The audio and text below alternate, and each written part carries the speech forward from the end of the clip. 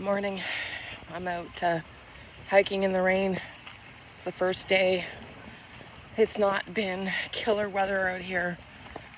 And I'm walking. I'm going to turn the view over so you can see me walking in the forest. The trails starts off in a subdivision and then it leads into, like everything here where I live, into the forest. Thousands and thousands and thousands and thousands of trails, of acres of trails. And trails. And I'm just trying to figure out what this means. Everything that's come out in the Nancy Guthrie case with the Derek Kalila and what Chris at the interview room and the guys brought forward last night. I'm sure most of you watched it. Love that show. And I so wish that somebody, like, not that Chris doesn't have reach, but like Brian and Ashley would also cover it, because, you know, it begs the question, does Savannah know these details? Does Savannah know the details of a plea agreement with another hidden plea agreement that the public won't get to see? Why is there reference to, let me turn it around for you. Why is there reference to, I can't turn it around as I'm recording, I just realized. I don't know how everybody else does it, but why is there reference to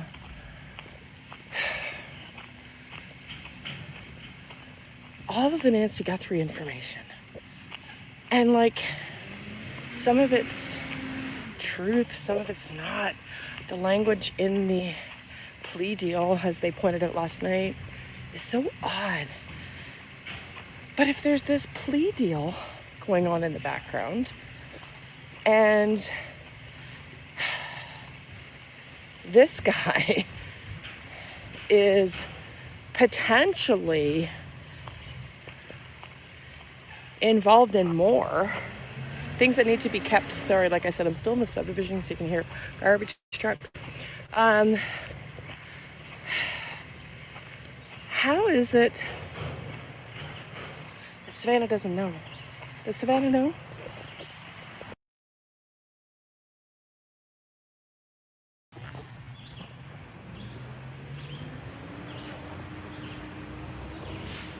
Walking in the rain.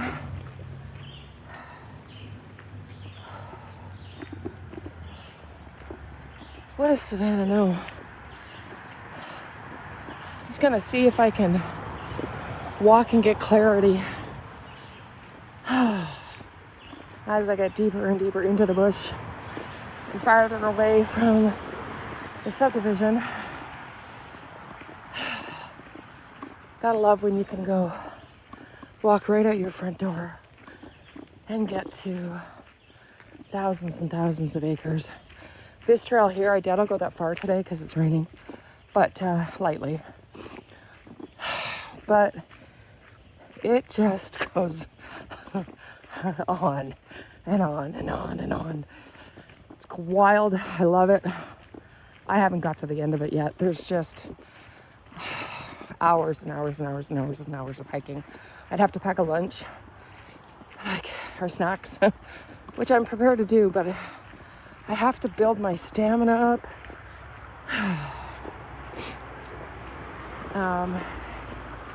Have to build my stamina up. Speaking of that, you know, I really want to be a person that can go boots on the ground looking for missing people. But I'm pretty sure that my health, I mean, I can walk, as you can tell, but the extreme heat, and yesterday I wanted to walk and there was no way my body was going to allow me to walk. And that's just the reality of my physical health. And so I think to have people, see, we're leaving this subdivision here, to have people paying and supporting me to go out there for a few days, and then I wake up and I can't do it. There we go. This is subdivision near my place. And then here we go, out of the subdivision, deeper into the bush. So I just think I'm going to have to build up the stamina where I can hike. I'm not sure. In the heat, I'm just worried about being supported and getting out there and not being able to do it because I wake up and I got 2 bad days, you know? That's a concern. But let's move for a second here to Lynette Hooker because I want to talk mainly today about signs, and does Savannah know? Lynette Hooker, Ashley Banfield just came out with incredible news that Lynette Hooker, well, incredible, I mean, sad, but, you know, they're one step closer to nailing Brian Hooker because they have evidence, which I wonder if that's her phone, that there was an attack on Soulmate, that she lost her life on Soulmate, according to Lynette's mother, who told Ashley, who's just reported on it. And so hopefully there'll be arrests coming there soon, God willing. But, you know, hopefully she's found for closure for the family. That's almost more important. Hopefully she's found, not almost more important, you know what I mean, for family who really want her found.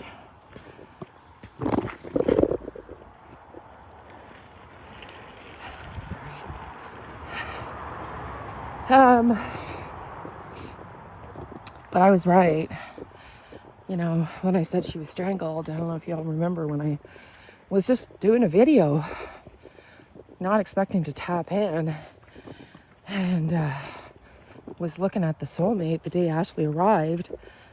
And when Ashley found the Soulmate in the Bahamas, and I just suddenly could not breathe. I couldn't friggin' breathe.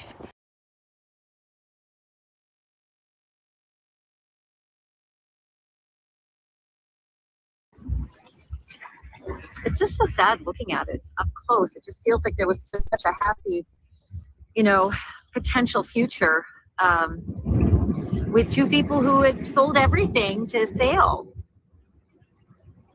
And now here it is. It's sort of eerie being this close to it, actually. I'm just trying to see if I'm getting any intuitive hits before I jump into my remote viewing. You definitely feel there's energy here. Like I'm actually, as I'm doing this now, I suddenly feel some serious weight in my chest. I wasn't anticipating this. Whoa. Sorry, I wasn't anticipating this. I suddenly feel very heavy in my chest. I don't know what that is about. I'm not sure what that is about. Let's keep watching. Whew. Whew. Like I can't breathe. Sorry. Like I literally, whew,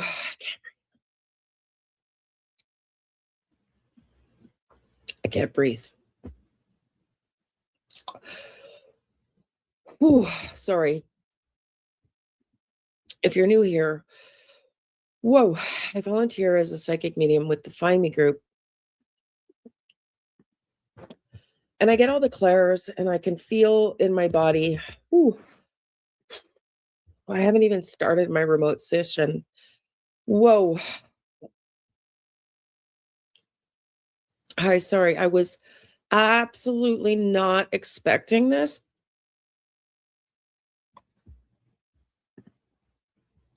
I'm spinning.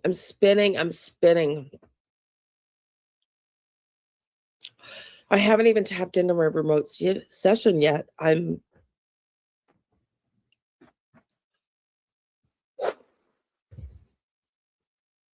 See if I can get something now, but oh my God. There was something on that boat.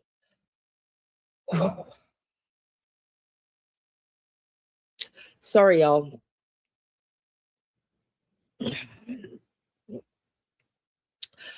I'm literally,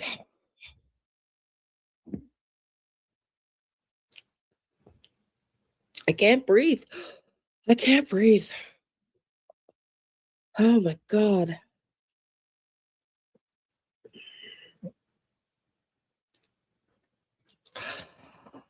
Oh, sorry. Holy F.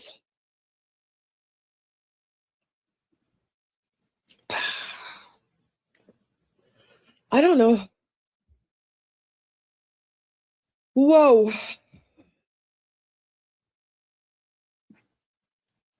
Something's on that boat. Something's on that boat. Something happened.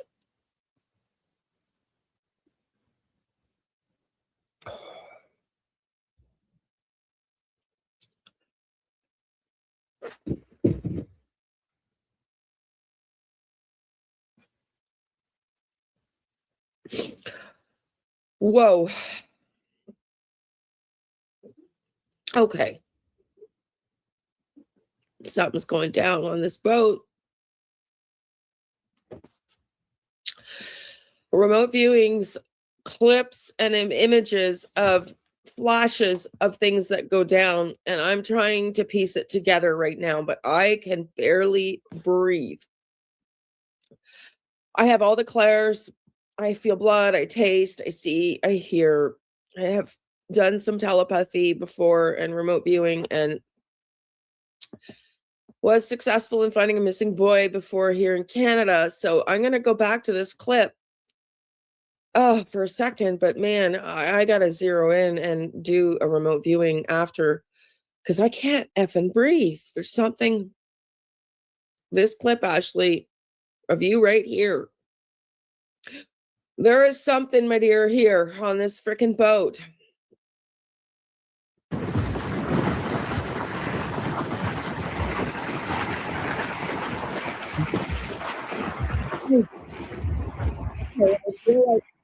It's at the back of the boat because it's dissipating. I've got to go back. I'm going back because it's somewhere. Yeah. Something happened at the back of this boat. It's not up at the front. It's on the back. The energy is more intense on the back.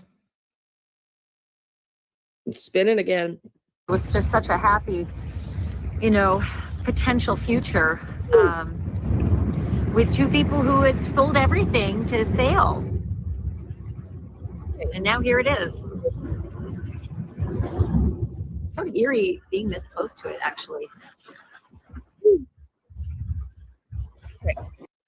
It's right here. I don't know what this means yet. So I'm wondering if it's something to do with this solar panel. Ooh, because it's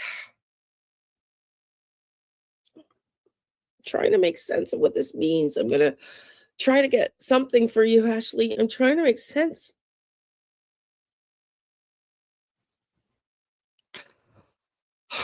Okay, because it's this specific view. So it happened in the back of the boat. It happened in the back of the boat. Okay, I'm going to keep playing. But it's right at this point, this view, that I can't breathe. I can't breathe. And I'm wondering if this is where she might have been strangled because and struggling to breathe because I can't breathe. And as I move forward with Ashley forward to the front of the boat,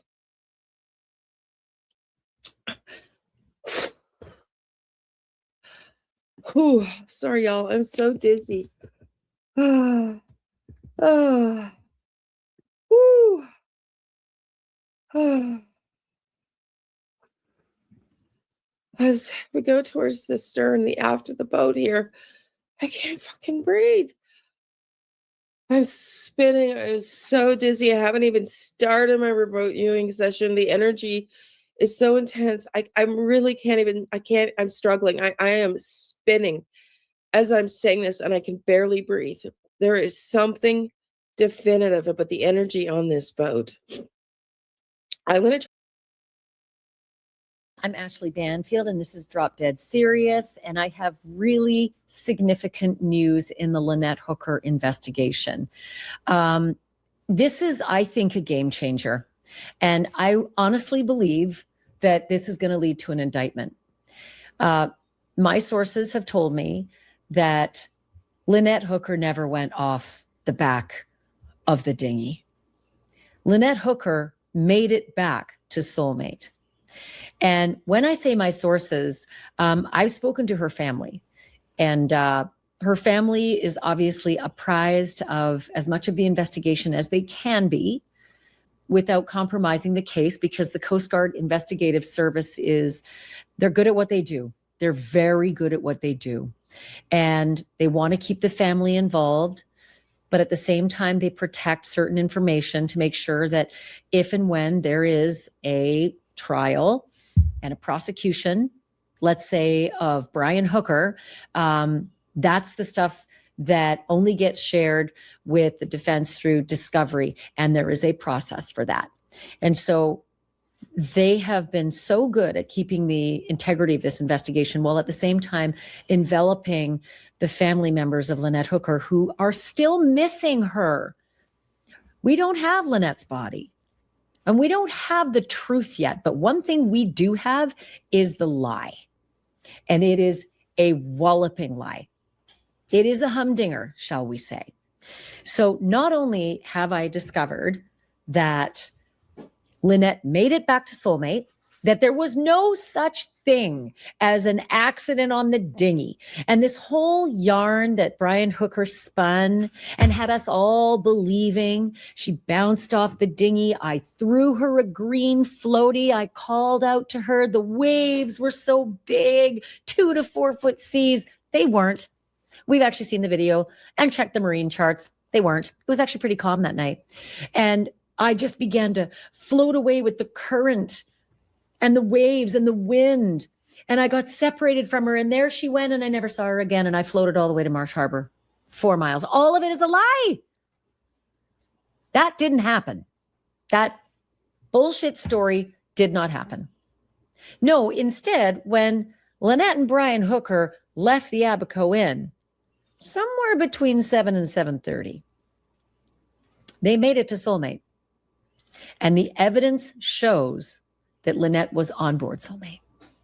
The evidence also shows something very significant, and that is that there was a fight and evidence of foul play on board Soulmate, not the dinghy, Soulmate, the boat that they'd been on together as a married couple for the last 4 years. I can't get past the idea that it's called Soulmate, right? Because if Lynette was really Brian's soulmate, then why the massive lie that was told to all of us, everybody, starting with the Hopetown Fire and Rescue, the volunteer brigade. Hopetown Volunteer Fire and Rescue were the first people to hold his hand and bring him on board the rescue boat after he'd been marooned at Marsh Harbor overnight. Bullshit. It was all a lie. It was all a lie. I'm choked, unalived. And I got that right. And I've got lots of things that I've said about Nancy Guthrie right. But did I miss the locations? Like I've said all along, locations are really hard, and they're hard for me in particular. I mean, they're hard for everybody, I think, but for me, did I get her location wrong? I'm going to see today if I've got enough in the tank to do remote viewing again and get more clarity for Anne, who I'm meeting with their husband tomorrow. But, oh, there's a new sign up on the trail. But I'm going to go, this way goes really up a very long hill. I'm going to go this way because yours truly is tired today. And this is the reality. I've been out walking 20 minutes and I'm just exhausted. And the remote viewings are really hard on me. And I have to have enough energy to do them. And the last time I tried to do them, I couldn't get anything out. So I'm going to try today to see if we can get a better location. But, you know, I'm thinking about as I'm writing my book, I'm thinking about the signs and the messages that I have had so far in the remote viewings. I just feel like, how could I be that wrong? Like the same theme has come up consistently. You know, the ceremonial, and I get on the last remote viewing, you have it, you know, she's there. So I'm going to do another one and attempt to do today. And then if I'm not able to, I'm going to do another remote, but I'm going to do remote viewing, not another one. A remote viewing on another case like Summer Wells, like I said I was going to do. I said I was going to do it, and then I kind of hesitated because I find working on kids' crimes so hard. But like, I want to just see perhaps I've gotten everything there is to get in this case, and that's my guide saying, you know, or my body's just too tired.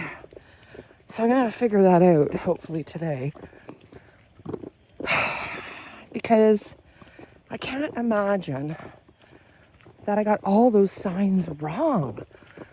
The synchronicities, you know? And I don't know that Anne dug deep enough.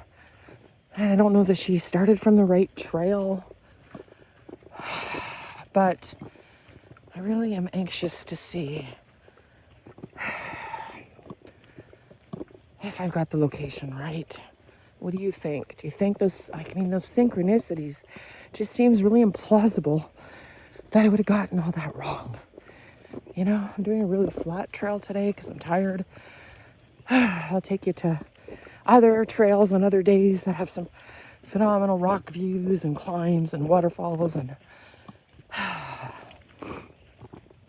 probably see deer lots of times. I see deer when I'm out here. So, signs, you know. She's out somewhere, out in nature. Did I get the launch pad location wrong? You know, where could I have gone wrong? Did I go wrong? I mean, the confirmation yesterday that Lynette was killed on board. You know, I'm not wrong on everything, that's for sure. I'm definitely more right than wrong. But I don't know. This one seems... I'm bothered by it. I'm bothered by there being no tire marks where Anne was, no feelings that she was there. But then she heard from Nancy in a dream the night before she went looking there. So, oh man, it's wild. But I also want to talk. Do you think when I did that walk with me video, I got the feeling Savannah was asked to have Tommaso and Annie walk with her down that laneway for the world to see. I haven't been able to validate that. It was just a gut feeling. But then we see yesterday's video. I mean, what does Derek Colella know? What does Derek Colella know that has been kept from public records? Is he being rehabbed to testify in a trial? Or are we too light on crime out that way that we're not going to prosecute without 100% factual evidence? I mean, Chris brought up, I'm going to try not to slip over this little bridge here. I don't have proper running shoes that don't dig in my feet. So I'm not wearing the best shoes. Anyway, I don't know, man. There's some part of me that thinks, how could she not know? How could she not know that there's a private plea deal with Colella? Why? If he had nothing to do with it, why? Why all that language? And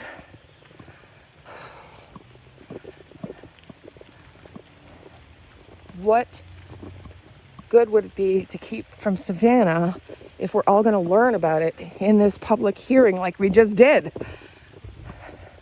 Is she so far removed from the case that she really knows nothing about what's going on? I'm under the canopy of the trees, but it's really starting to rain harder here. Does she really not know what's going on? I am starting to really feel that my instinct was correct there with the walk with me, where they wanted to see his gate. They wanted to see what they would do. Okay, I got sunny skies up, no more canopy protection from the rain, so I'm going to turn around.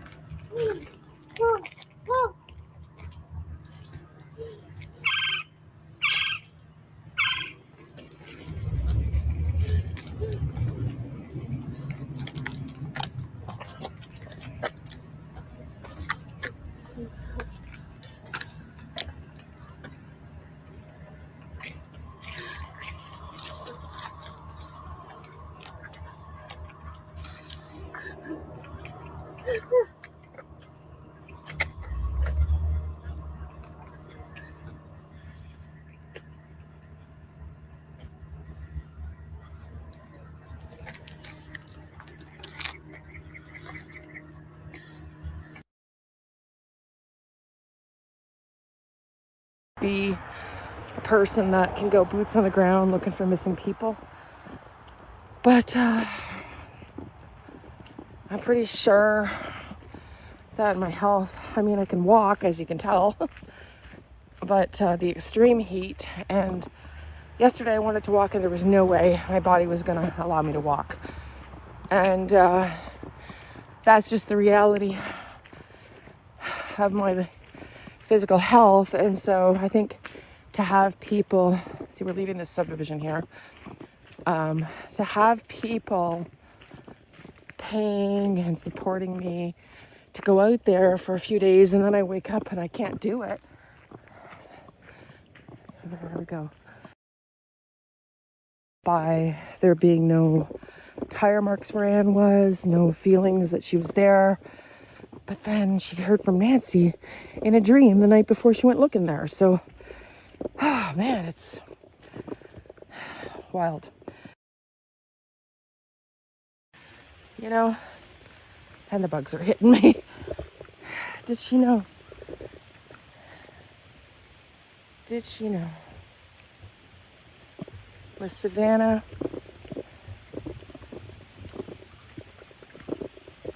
knowledgeable of, in knowledge, in the know, that she had to be? That, as Chris pointed out last night with the dates, they went to Annie and Tommaso's house and captured a bunch of evidence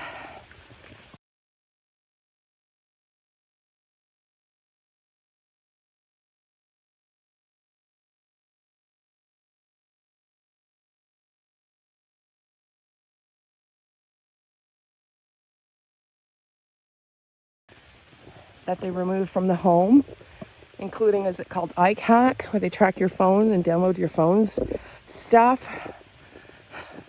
Is that what happened? It sounds like it. It looks like it for sure. And then how do you keep Savannah from wondering, why did you impound my sister and brother-in-law's car for what, 41 days? Why are you removing evidence from their home? Why did they duck from the cameras in their car when the case first came to public awareness?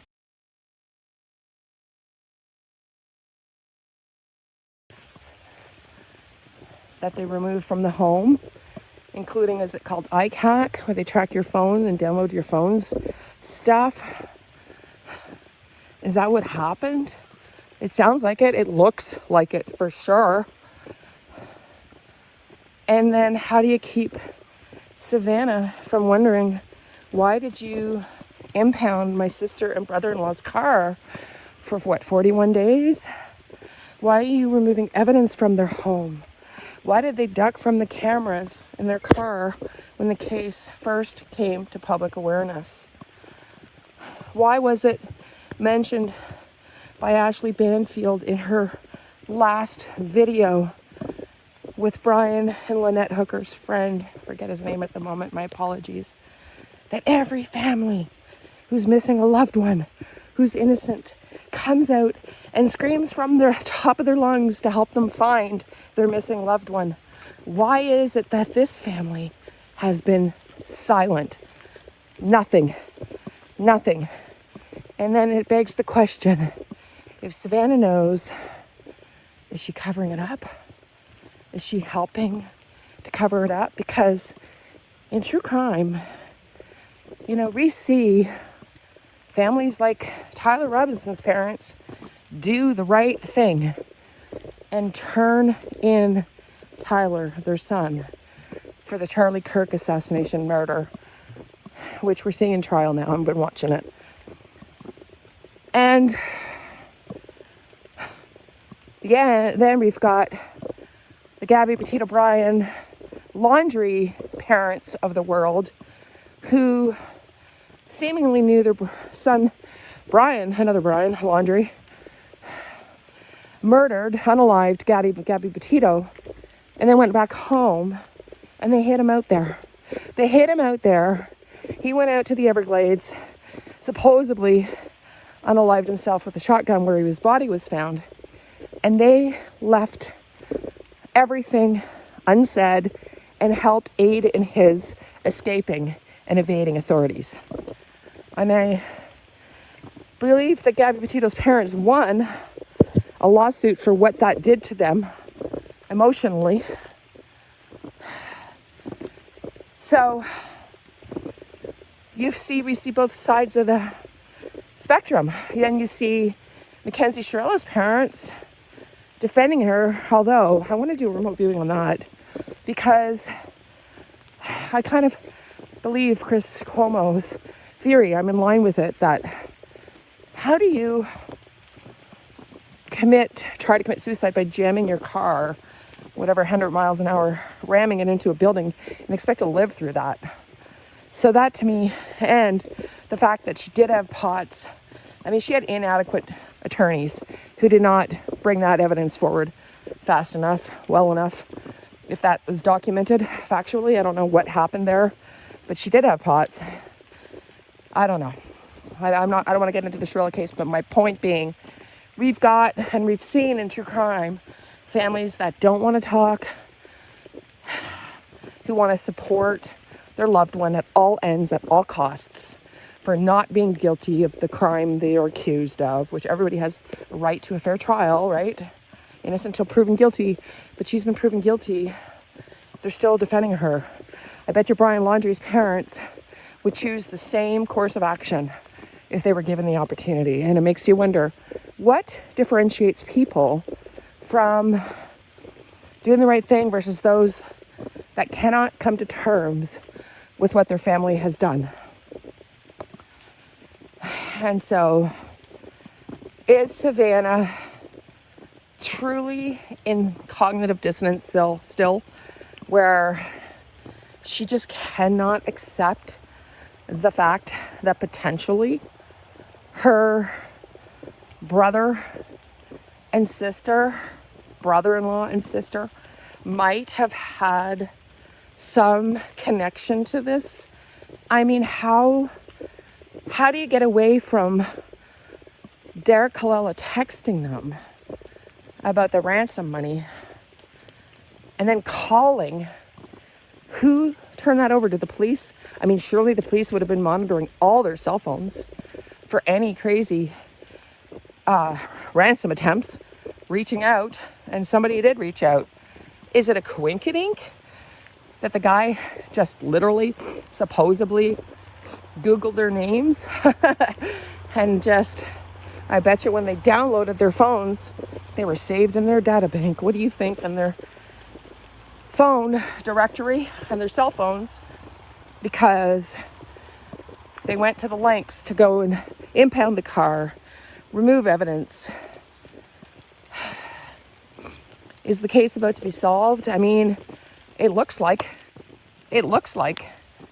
they are going to try to see if he can get sober enough to take the stand, because he may be a primary witness unless they don't have the evidence yet, unless they know there's an involvement, but they cannot find enough evidence to get them there, But Kalela's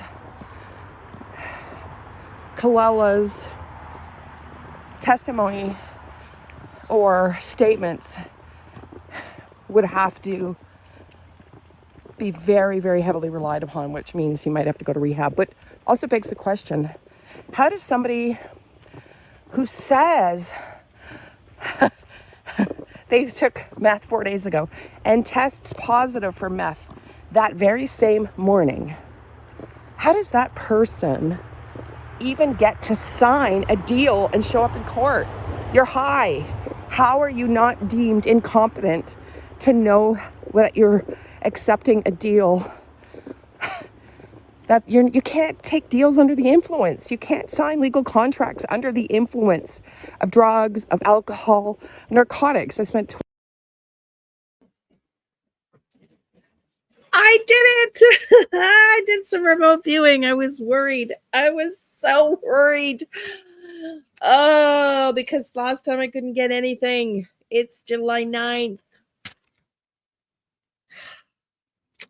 Okay. I'm also in Google Earth. Got a Mercury retrograde, folks, is all I'm going to say. Okay. So I go into my remote viewing and I see, I'm given a view from like looking above into the sky of that same saguaro and a raven over top.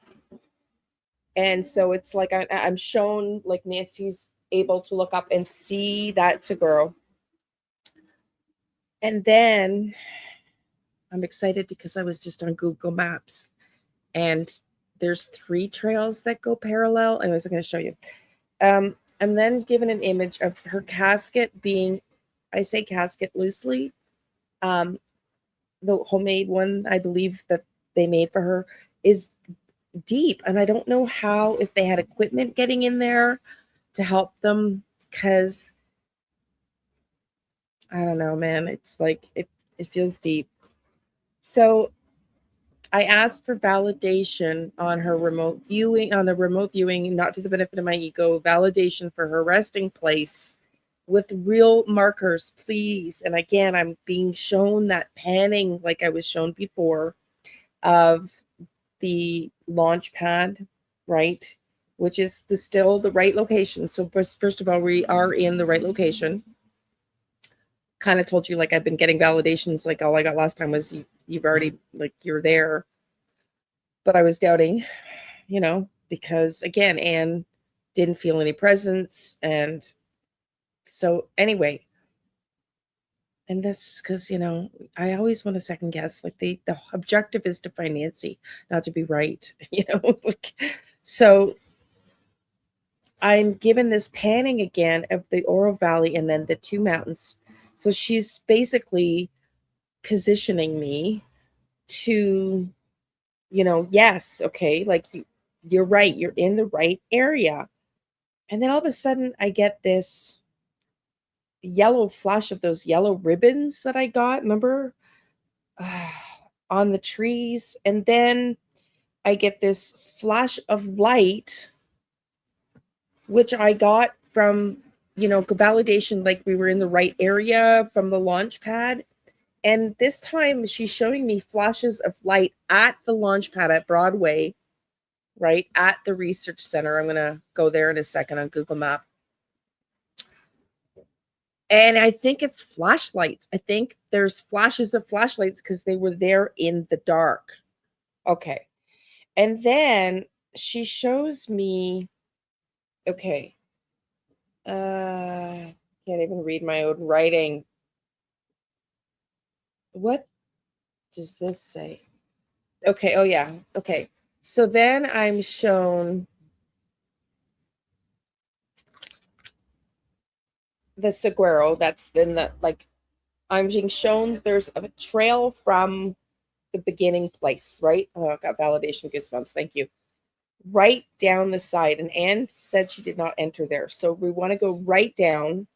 And then I'm being shown the saguaro plant, this, like, from that view from Nancy up here, like relative to that trail. And from here, there's a trail that goes off up towards the mountains, right? So here's the plant. Look at my elbow, or the plant, the big tree. My elbow arm up to my shoulders is the trail right to the launch pad. And then she's showing me, I got to get the right way. She's showing me farther away from the saguaro is another trail where this elbow is going up the mountain. And she shows me the horses going on that trail up just the mountain a little bit, just like along the edge of the mountain. And then I see a valley, almost like it goes down and up again. So she's giving me a true marker. And then I hear 3. So she shows me back to the launch pad, a visual of the trail from the launch pad, diagonal, then another one and another one. It's the 3rd trail, not the 2nd trail. It's the 3rd trail, and trail, which is here. But you can also drive in from here at the bottom. Okay. Tell me what you think. Oh my God, did I actually have that whole thing on without showing you the map?